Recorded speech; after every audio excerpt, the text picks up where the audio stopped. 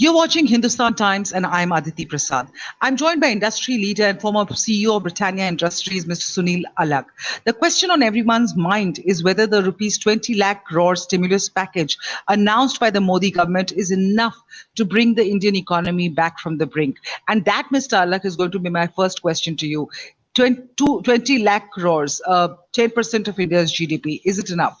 When the Prime Minister announced it, I think he laid out the vision for the country, and I was very excited about it because 20 lakh crores is a huge sum of money. It's 10% of our GDP, much more than what we expected was about 15 lakh crores. He's gone all the way up to 20 lakh. Of course, it's included whatever the RBI has already done. So you can say it's about, they had already given out money till about 6 or 7 lakh crores. So there was 13 lakh crores still to be distributed. And I was quite looking forward to it, very excited about what the government was going to do. The details announced by Mrs. Sitharaman over the last 3 days, the 4 o'clock pressers, as we've come to get to know them now. First day, she, of course, laid out the ground rules for one industry. The second day, it was the MSMEs. The third day, it was the migrant workers. Today, it was the agricultural labor. What do you think of these tranches of announcements that have been made? My priorities before the 20 lakh, before Nirmala Sitharaman came in, and I must list it out, I was first talking about the poor and the needy, and the migrant workers were top of mind for me, followed by the MSMEs, followed by the middle income group operators, and then followed by industry. I think they've gone not exactly as per what I expected, but they've done a lot. Let me first finish by saying that they've done a lot for farmers. I mean, I don't think the agricultural sector has anything to complain about, and nor does the MSME sectors, in the sense that they have really gone out of the way to help the MSMEs. My only area of concern was that the migrant workers which were going back should not have gone back. I mean, as far as I'm concerned, them going back was something that all the state governments should have prevented, because you are going to need the migrant workers to kickstart the economies. All of them were required for their construction, for everything else. And now that they've gone back, what are the government plans on getting them to return to work is the real question, which has not got answered by anybody in the government. Also, I thought that for 2 months, only for 2 months, they could have done for May and June only. They could have raised that 500 rupees a month to about 4,000 rupees a month. I think it would have cost the government only 10,000 crores.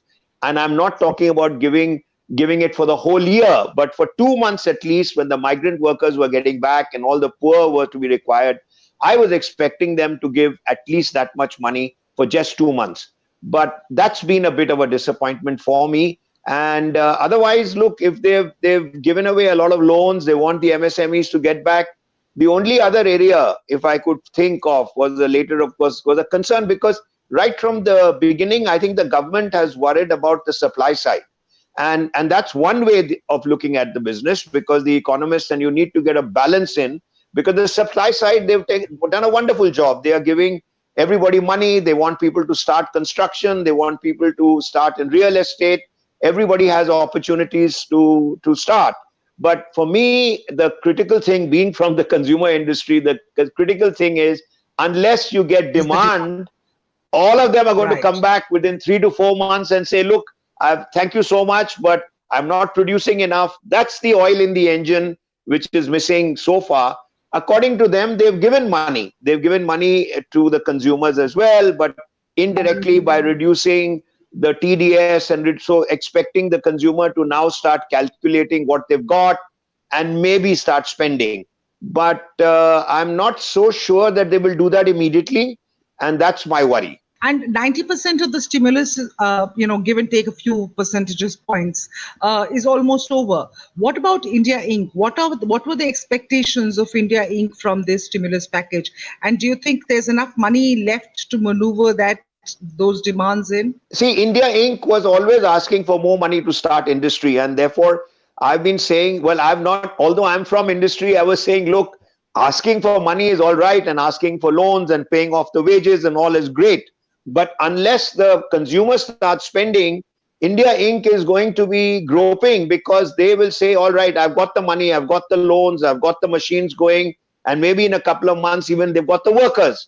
But unless there's a demand for their products, I don't know whether India Inc. is going to be fully satisfied. I think people are going to go back and say, look to the consumers that they've got to start spending. See, this money which they're giving to the rural markets, which is that 5,000 rupees, which I was asking for 2 months, and the agricultural, if there's a good crop and the infrastructure comes in, then the rural demand will go up. But the urban poor or the urban lower middle class does not understand as yet what they've got and what they haven't got. That hasn't been clarified because, look, they don't understand these macro figures that I'm giving you 7,000 crores, this is 10,000 crores. Everybody is going to start groping around what is in it for me to start spending. And I think the government should clarify that. They should start clarifying what does it mean for an individual. Yeah. Okay, so I just want to just move back. You talked about the migrants, you talked about MSMEs and the push for the MSME sector.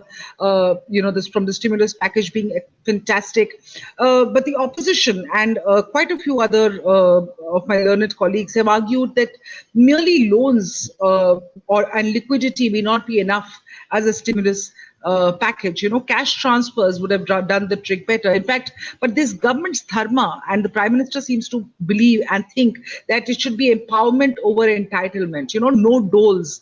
And while it might sound politically very brave, do you think it's politically smart? No, I think it's politically smart because he has also said about Manrega, unless you work, I'm not going to give you any money. And that's worked, even for the poor farmers there. And they're providing a lot of food. That's why I'm saying for the farmers, they've given a lot. But the middle income group, in the urban lower middle income group, is still groping and saying, what's in it for me? And there's about 300 million of them all over India. And they are not very clear as to anything has been provided to them to generate demand. Because, see, just because you give them money or give them an entitlement, they're not going to start spending. It's a question of building confidence and building trust before they start spending. Right now, my belief is that even if you gave them entitlement, they would save for a rainy day. I mean, the monsoons are around the corner, and I don't mean it as a pun, but they will say, look, let's save. Let's see what's happening around before I start spending. So there will be extra spending going on in certain products. Food products like biscuits are going to grow. They're already growing because people will spend in that. And, even in the white goods, I wish, the only way to have done it was to incentivize the purchase. For instance, if you want to say, if you buy a television set, which is going up right now, but if you want to buy a fridge or you want to buy an AC, well, we are giving you maybe 10% off or 20% off your tax if the amount of money that you spend. So that is where I think it would have been a better idea, because you need to think of it. These are drastic times, and you cannot do just incremental stuff, which most of the government are doing. These are not going to cost much. Maybe they could have reduced GST a little bit in a number of products and brought about a flat rate of 12% or whatever. That means they are saying all 18 becomes 12, all that becomes less than 12. Have one flat rate. I don't know what the figures would work out to, but something like that, because none of this is cast in stone, because it's only for this year. Next year, they could have gone back. If the economy starts booming again, you can go back to whatever you want to do. You can get back to your old GST. You can get back to a number of things which you've started off. So this is none of these measures which I'm suggesting is really cast in stone that once you've done it, you can't take it away.